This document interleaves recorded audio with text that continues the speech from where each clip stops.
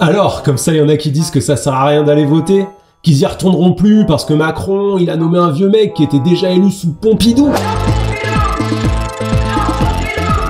Allez, on va remettre 2-3 points sur les i. D'abord, si vous étiez pas allé voter, Bardella aujourd'hui serait Premier ministre et nous, on n'aurait que nos yeux pour pleurer. Sauf que grâce à vos votes, les élections, c'est la gauche qui les a gagnées. Oui, gagnées, j'insiste. Parce que j'en vois qui commencent à dire « Oui, on n'a pas vraiment gagné l'élection, parce qu'on n'a pas la majorité absolue ». Mais ça, faut arrêter. La majorité absolue pour un seul parti, donc 289 sièges, c'est pas près de réarriver. On est passé dans une tripartition de la politique française. Ça veut dire que 3 partis dominent et à moins que l'un d'entre eux s'effondre, ce n'est plus possible d'avoir la majorité. Donc, dans cette situation, oui, les 182 sièges du NFP font de la gauche la grande gagnante des législatives. Ça, c'est votre victoire, ne vous laissez pas dire le contraire. Est-ce qu'il est pas temps de tous ensemble ce soir apprendre à arrêter d'être un loser? Maintenant, est-ce que cette victoire, elle obligeait Macron à donner un gouvernement au NFP? Pas du tout. Il n'y a rien dans la Constitution qui dit ça. En fait, nommer le groupe qui est arrivé en tête, c'est juste une tradition qui a rien de juridique et qui peut parfaitement être contournée. Et c'est ce qu'a fait Macron en nommant Michel Barnier. C'est le jeu.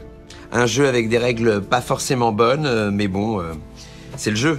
Et évidemment, c'est pas ce qu'on aurait voulu, mais c'est pas non plus une catastrophe. La catastrophe, ça aurait été que vous n'alliez pas voter. Là, le RN gagné, Macron nommé Bardella Premier ministre, auréolé de la légitimité de la victoire, et nous, on pouvait pas faire grand chose. Bien sûr, on aurait protesté, mais on serait juste passé pour les mauvais perdants de service qui ne représentent qu'eux-mêmes. C'est bien les pneus là, ça fait bien grève ça. Sauf que c'est pas du tout ce qui s'est passé. Grâce à vous, la gauche a gagné, ce qui a complètement changé le rapport de force. Il y a eu une inversion des rapports de force. Depuis les législatives, les droites sont dans la merde et elles le savent. Elles sont décrédibilisées, minoritaires et elles ont terriblement peur qu'un gouvernement de gauche arrive au pouvoir. Et c'est ça qu'elle montre la nomination de Michel Barnier. Votre vote, il a poussé les droites dans leur retranchement. Aujourd'hui, pour contrer la gauche, les droites, elles sont obligées de montrer leur carte et de tomber les masques en s'alliant dans une union antipopulaire. Bah oui, pour que le gouvernement Barnier tienne sans être censuré, il faudra forcément une alliance tacite entre perdants, entre la Macronie, LR